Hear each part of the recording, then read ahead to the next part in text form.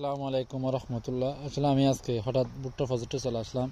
এসে যেটা দেখলাম আসলে আমি কখনো কল্পনা করতে পারি নাই একটা ভুট্টা গাছ এতটুকু লম্বা হয়। দেখেন আমি আপনাদেরকে দেখাই আসলে এই ভুট্টা গাছগুলো আমি এবার প্রথম রোপণ করলাম।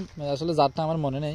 দেখেন ভুট্টাও তিনটা, একটা দুইটা তিনটা একটা, দেখেন কত উঁচুতে, আমার চেয়ে অনেক উঁচুই। দেখেন আসলে দেখেন আমি আপনাকে পুরো দেখাতে পারি কিনা আমি জানি না। এই যে দেখেন, এই যে একদম সুপারি, একটা যে সুপারি গাছের মতো, পূর্ণাঙ্গ একটা সুপারি গাছের মতো আমি এই যে দেখা যাচ্ছে, দেখেন দেখেন একটা পূর্ণাঙ্গ সুপারি গাছের মতো। দেখেন কত সুন্দর একটা ভুট্টা গাছ হতে পারে আল্লাহর নিয়ামত। দেখেন কত সুন্দর ফলগুলো, এই যে এখানে একটা, এখানে একটা, এই যে এখানে একটা হচ্ছে মাশাআল্লাহ তিনটা।